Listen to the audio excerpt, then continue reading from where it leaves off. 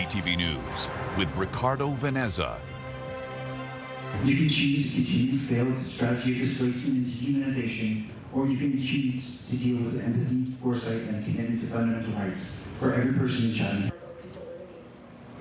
A special meeting of Chatham-Kent Council tonight aims to tackle the contentious issue of encampments and strike a balance between people's rights and people's concerns. Good evening. Council tonight considered a proposal to ban encampments on public land during the daytime and allow those living rough to return at night to pitch their tents. That's as residents raise what they call significant concerns. Because my children can no longer go out in their yard. Our friends and families with young children do not want to play volleyball on our field. We have been perpetually vandalized. Our dumpster has been lit on fire. The dumpster lids have been broken so many times that we now leave them open. We have empathy for this situation, the results of the mental health and housing crisis that's going on. But our concerns for the neighborhood are significant. People addressing council, emotional at times, as you heard there, and voicing a number of property-related issues. About 40 tents sit on municipal property on Grand Avenue East in Chatham. Council heard from businesses, residents, and stakeholders tonight. A motion from Mayor Darren Caniff broke with the daytime ban idea and instead proposed keeping encampments 100 meters from homes. A 2023 Superior Court ruling struck down a tents ban by the region of Waterloo, with some caveats, deciding it violated a person's right to life, liberty, and security. Council continues to assess its options tonight and has not arrived at a decision as of news time. In Windsor, a point-in-time count shows the number of people living rough in the city is on the rise. The new count shows 266 people have been identified as experiencing homelessness in Windsor, Essex. That's up from 251 in 2021. The snapshot points to addiction, job loss, and family conflict, as well as the cost of housing as factors that are keeping people on the street. In terms of what we can do to help people who are experiencing these difficulties, we're there. We're spending a lot of money to help those folks. But the other partners have to dial it up as well to make sure that there's enough housing, to make sure that the treatments for mental health and addiction are there when the people need them, to get them on a pathway to recovery to become productive citizens in the future. Now to Leamington tonight, where police say a crash involving a three-wheeled motorcycle closed Talbot Street West between Fraser Road and Albuena Town Line. Police say it happened just before 7 this evening and involved a second vehicle. One driver suffered serious injuries. More Liberal MPs are calling on Canada to officially recognize Palestinian statehood after French President Emmanuel Macron announced his country's plans to do so later this fall. It comes as the White House is taking a stronger stance on humanitarian conditions in Gaza, pushing back against Israel's assertion that starvation is not occurring. CTV's Colton Prail has the latest. Canada's Foreign Affairs Minister says the idea of peace in the Middle East feels more distant and that a pathway to peace requires Palestinian statehood. But Canada doesn't appear to be any closer to recognizing it. Je vous remercie. At a special United Nations meeting focused on a two-state solution in the Middle East, Anita Anand reinforced the country's long-standing position. Canada believes a two-state solution remains the only viable path to lasting peace for both Palestinians and Israelis. When asked today whether Canada would join countries like France in plans to officially recognize a Palestinian state, the Prime Minister didn't directly answer the question. It comes as the Liberal leader is facing increasing calls to do so from members of his own party. Finally taking the critical step towards realizing a two-state solution to peace in the Middle East, recognizing a free and independent state of Palestine. Sunday, BC MP Will Greaves joining social media calls from fellow Liberal MPs Salma Zahid and Fares al-Soud to recognize a Palestinian state. Meanwhile, as humanitarian aid trickles back into Gaza, Donald Trump is pushing back on the Israeli assertion that starvation was not occurring in the enclave. Food, we can save a lot of people. I mean, some of those kids that's real starvation stuff. I see it. And you can't fake that. The Prime Minister says Canada has trucks of aid at the Jordanian border, pre-positioned to enter Gaza, but that had been prevented from doing so. He added that he'll take steps to advance a two-state solution, but one that doesn't include any element of Hamas and Palestinian leadership. Colton Prale, CTV News, Ottawa. Now to trade talks between Canada and the U.S. as Ottawa looks to secure a tariff deal with Washington. The Prime Minister says negotiations have entered an intense phase. CTV's Abigail Beeman reports. Canada's Prime Minister and the American President were both visiting islands and talking trade. Donald Trump in Scotland musing about baseline world tariffs. I just want to be nice. I would say in the range of 15 to 20%. The negotiations are at a intense phase. It's a complex negotiation. While on Prince Edward Island, Mark Carney repeated in French that a deal with no tariffs is unlikely. We're standing up for Canada, Canadian interests. Of course, the United States is looking out, the President's looking out for the interests of American workers. There is a landing zone that's possible, but we have to get there. There appears to be a backing away from the tariff for tariff, elbows up sort of combative tone. Former Foreign Affairs Minister Peter MacKay feels we may not get the kind of deal we want. Donald Trump has really had his way with many countries, and they are coming to heel and rolling around like kittens on a couch. While Ontario's premier still hopes Canada is treated differently. A tariff on Canadians is a tax on Americans. Prices will go up. It's not the kind of recession-inducing shock that 25% on literally everything would have been. This University of Calgary economist says a 15% baseline tariff on non-CUSMA compliant goods would still be a net negative for the Canadian economy. But it's important to focus on the bigger picture, what happens with CUSMA down the line. That's a much more important potential shock to the economy than a 15% baseline with an exemption for trade agreement compliant exports. Trump's trade deal deadline is Friday, with the Prime Minister saying Canada is still engaged in negotiations. Mark Carney stressing Canada is also already a big investor in the United States as we watch other countries sign deals that require major financial commitments. Abigail Beeman, CTV News, Ottawa. Well, now to a major project symbolizing the robust trade between Canada and the U.S. The Gordie Howe International Bridge project, of course, it could be facing a delayed opening, according to reporting by the Windsor Star and CBC Windsor. But as Michelle Molesky tells us, the planned fall opening is still the target as far as we can tell. This is the latest addition to the Gordie Howe International Bridge. Canadian and American flags now in place at the center of the span where the two bridge decks join. Officials with the Windsor-Detroit Bridge Authority tell CTV News this bridge is now 98% done. We are making progress towards our anticipated completion this year. Heather Grondin is quoted in a statement to CTV News. Grondin says, however, it's too early to pinpoint the day when traffic can flow across the $6.4 billion bridge. CTV News has also confirmed the CBSA handover started this past winter, allowing the border agency to install equipment. Spokesperson Luke Reimer said in a statement, CBSA employees have begun to occupy the port of entry buildings. Reimer says they will be ready once the Bridge Authority chooses an opening day. Officials with U.S. Customs and Border Protection, however, deferred our questions back to the Bridge Authority. Citing security implications, Grondin won't say whether or not CBP has been handed the keys to their port of entry buildings. Local media are reporting CBP has not taken possession as of April, and they would need 6 months to be ready to process traffic. Michelle Molesky, CTV News.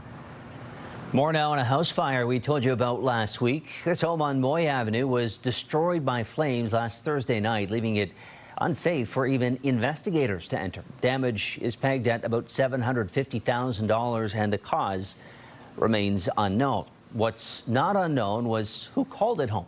Windsor comedian Jen Richardson, along with her husband and child, were displaced as a result. Our Bob Belichico caught up with her and the community effort that has sprung up following the disaster. Seeing pictures is one thing, seeing it in real life and smelling it, and one thing at a time. Jen Richardson isn't ready to see the remnants of a fire that devastated her family's life. Tickets were being collected as she was boarding the train home from Toronto when she got the call. I'm like, I'm sorry, could you come back? Like, my house is burning down. Her husband was home but made it out. Their 8-year-old was away at a camp. The family cat perished in the fire, which Windsor Fire now says has caused up to $750,000 damage. We've lost everything. Things.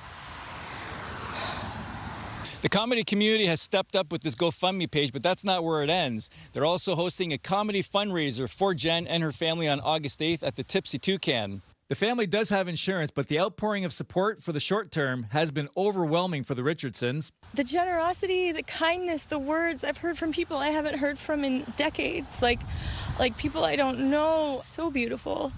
Debbie Mitchell has never met the family, but felt compelled to reach out. It just must be so awful that I just felt that I wanted to drop off some clothing and a little bit of food, but my heart goes out to them. The road to rebuilding their lives could be long.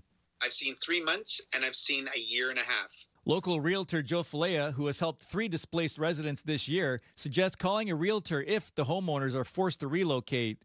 Secure a timeline with the insurance company and use social media if the plan is to stay in the neighborhood. You'd be surprised, there might be a house that's sitting vacant, fully furnished, that is an estate, a senior that may be in a senior home. And we don't know about it because it's not necessarily on the market. Losing everything is nothing to laugh at, but the comedian does find it funny that a year ago, a psychic reading predicted she was going to be famous. Just wish they would have told me that my house was going to burn down for it, maybe. I've had more press over this than anything I've done comedically. I wish my house was back. Bob Belichico, CTV News. The Windsor Police Service is reporting a $2.5 million deficit. The figure is a projection for the end of the year and would represent a 2% shortfall. Some of that is tied to reduced grants and subsidies, but $2 million is for salaries and for benefits. About $1 million of that is tied to overtime costs, much of which comes from staffing protests. The Windsor Police Services Board is looking at options to help with costs, including reassigning officers and looking for more provincial money.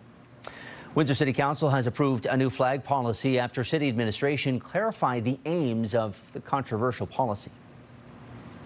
With the policy change, I do appreciate the change of direction. I don't think it's necessary per se. However, I can understand the reasoning, the logic, the rationale that they're going with. The policy now defers primarily to federal and provincial rules on which flags can fly and when. There's room for exceptions to mark city events or local causes or for other flags that pass a council vote. The mayor says the change brings consistency and helps avoid embarrassment if a controversial flag were ever raised. Recognizing that our city clerk's office, they're not diplomats, trained to be working in diplomatic affairs and understanding all of the international relations that our country and or our province would have. And so they do the best that they can do. They've done a good job over time. But I think this was a sensible and appropriate policy change that at least allows us to be in a defensible position and not be offside. And the city is set to host a public open house on Thursday from 3 to 7 p.m. on plans for the new Roseland Golf Clubhouse. An online survey will also launch that same day. The feedback could also help shape potential future residential developments on the property. Well, after the break, Gary Archibald tells us about the heat and stormy weather we've got coming our way in Windsor, Essex.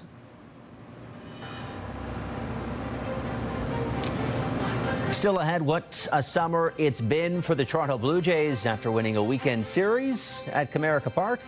There's renewed optimism that the Jays are for real.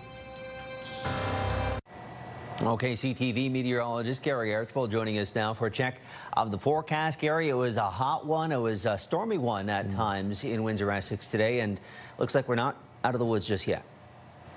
You're right about that. Good evening once again, Ricardo, folks. Still hot and humid enough to see some nocturnal thunderstorm activity that will take us into early Tuesday morning. The overnight temperatures are still in the low 20s, feeling like close to 30 degrees Celsius. And speaking of 30s, we were in the lower 30s today across Windsor, Essex towards Chatham-Kent. It felt like about 40 to 42 at times in the afternoon. Of course, the afternoon from about 3:30 onward, we saw some thunderstorm activity. So it's been an active day. The heat warning still in place at least through Tuesday night. Could be extended until Wednesday. This was the cluster of storms that rolled on through in the afternoon, just sliding south of Lake St. Clair. So if you live in Chatham-Kent, by the way, Bell River, Lakeshore, Tilbury, you didn't see much of the thunderstorm activity. The worst of it really hit Pelee Island, and certainly anywhere around Colchester and Harrow. Amherstburg, of course, included. The rainfall tallies were impressive locally in spots. What's left tonight into early tomorrow morning is residual effects and very isolated intermittent shower activity. There's a possibility of an overnight thunderstorm, garden variety. I'm not anticipating anything severe. Mainly cloudy conditions as we head towards the low, technically tomorrow morning before dawn. 21 feeling like about 28. Some areas it could feel like 29, 30. That is warm for this time of the year. Our normal lows are closer to about 16 to 17 degrees Celsius. Here's the breakdown for your Tuesday. Mostly sunny and a warm start. Again, the heat warning still in place. It already feels like 33 at 8 a.m. Still sunny through the midday. 30 at that juncture feels like 40, and then about a 30 to 40% chance of seeing some late afternoon thunderstorm activity with a high of 31, feeling like 41 at peak. Could see some fog early in the morning dissipating, giving way to increasing cloudiness in the afternoon. Speaking of cloudy, Wednesday is a cloudy day for the most part. A high of 28, 30% chance of showers. And then we're in the 20s, mid to upper 20s, Thursday through the weekend and into holiday Monday. And fair weather and sunshine abounds.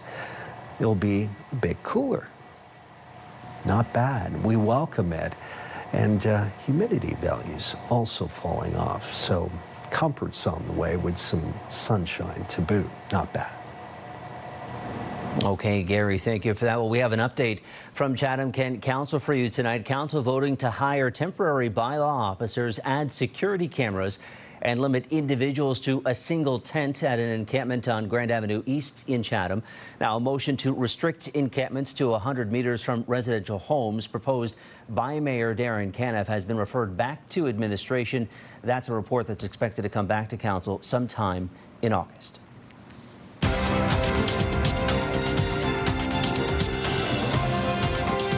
Canada's main stock index fell as gains in energy were offset by losses in metals, industrials, and utilities. You can see there dropping 89 points, while the Dow slips 64 and the Nasdaq climbs 70 points. The Canadian dollar also trending downwards, just below 73 cents U.S. now. Gold's down more than $25 an ounce, while oil gets a nice little bump at $1.55 a barrel. Start your day with the latest local news. By signing up for our newsletter, you'll get direct local content straight from CTV Windsor to your inbox, including top stories, the forecast, and videos. You can sign up at ctvnewswindsor.ca. New numbers show auto thefts have dropped nearly 20% in the first half of the year compared to the same time last year. And the largest drops were in Ontario and Quebec. But experts say thieves are using new tactics and vigilance needs to remain high. CTV's John Venevalley-Rao now on the new data and what it could mean for your car. Despite the improving numbers, on average nationwide, a vehicle is stolen every 10 minutes. It's all a big shock, to be honest. I kind of feel violated. Ryan Tostick of Milton, Ontario, is filling out insurance forms after his beloved 2004 Chevy Silverado was swiped from a repair shop just over a week ago. The thief was caught on surveillance cameras. Tostick says his truck had a new engine and says he'd never had anything stolen from him in his life. Just, crazy to see what kind of value just is gone within minutes. But compared to the same period in 2024, in the first half of this year, auto thefts were down 19% nationally, plunging almost 26% in Ontario, while Western and Atlantic Canada saw 9% declines. I do caution that even though the numbers are still going down, they're still high, and it doesn't mean that we need to take our foot off the gas. The report says better public awareness and collaborative efforts by governments and law enforcement agencies appear to be making a difference, noting during the pandemic auto thefts rose when the supply chain for new cars was disrupted, peaking in the first half of 2023 at 34,000 and declining ever since. Still, experts note there's been a shift towards stolen vehicles being sent to chop shops. What's old is new again. Chop shops are having a surgence where they're stealing vehicles and selling it part by part, not only domestically but internationally. According to the report, more stolen vehicles are being found. 56% were recovered in the first half of this year versus 53% last year. Personally, I'd like to have the vehicle back. I'm not hopeful, but I'm trying to be hopeful. And if you're wondering if insurance rates might come down because of fewer thefts, the Insurance Bureau of Canada says thefts still remain above historical levels, adding repair and vehicle replacement costs have also been on the rise.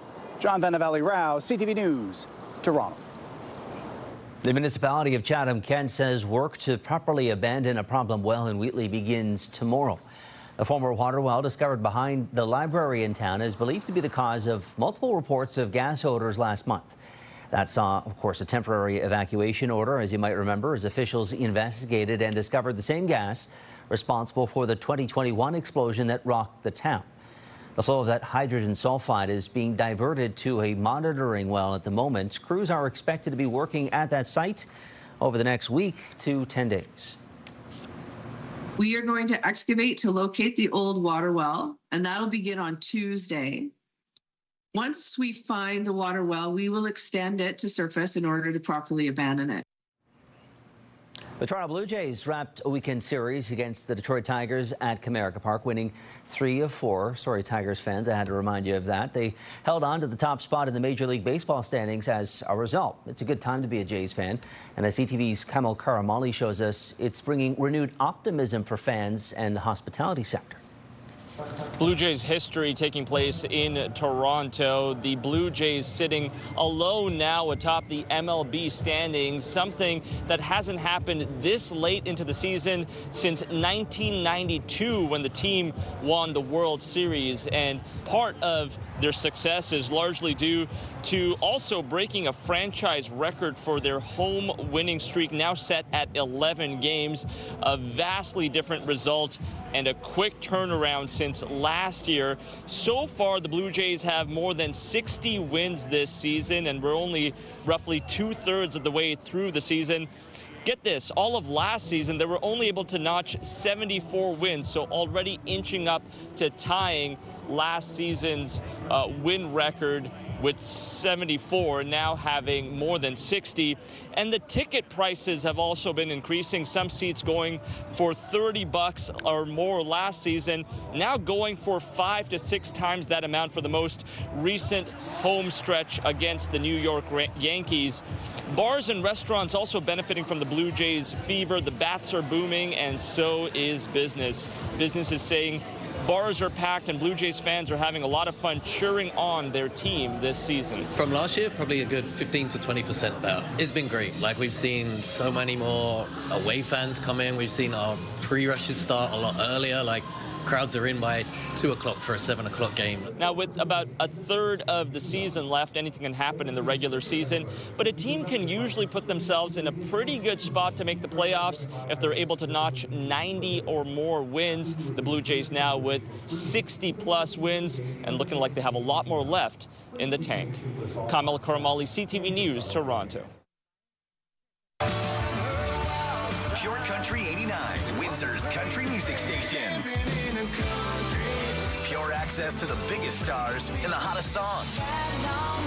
Download the free iHeartRadio app to listen to Pure Country everywhere.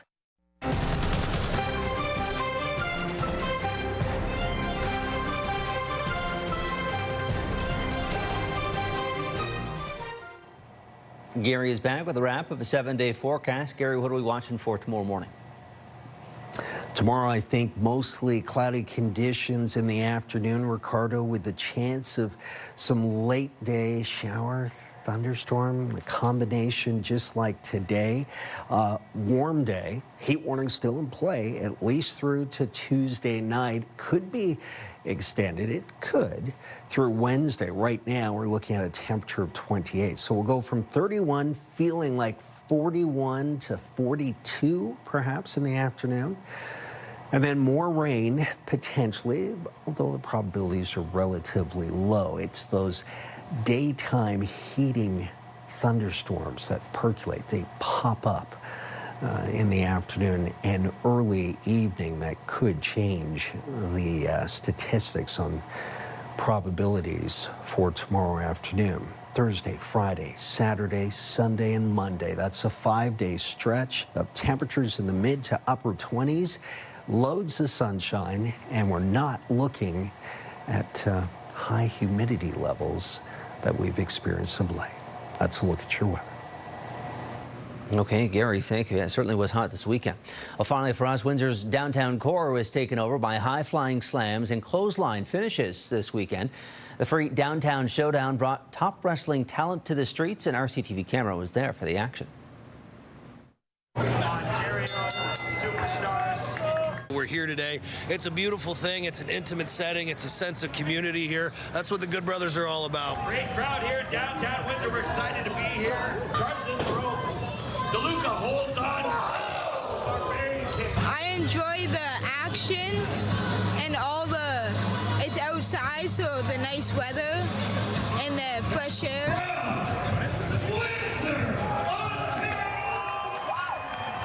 I think it's pretty special, you know. It really helps out the community. The second year that I've seen the Downtown Showdown. I was here last year. Great show. Last September, he says he drives a Mustang. Does?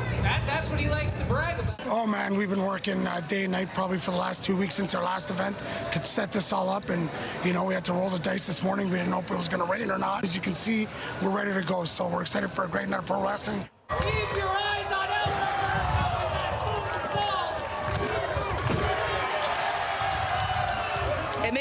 It makes for a bit of everything, because there's not only just the electricity around the event, but also the energy and the atmosphere and the electricity coming in from everywhere. Yeah, looks like a fun event, and hey, good crowd.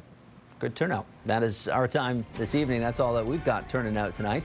We'll see you again tomorrow at 6. Until then, I'm Ricardo, Veneza, and for everyone here at CTV on both sides of the camera, have a great night.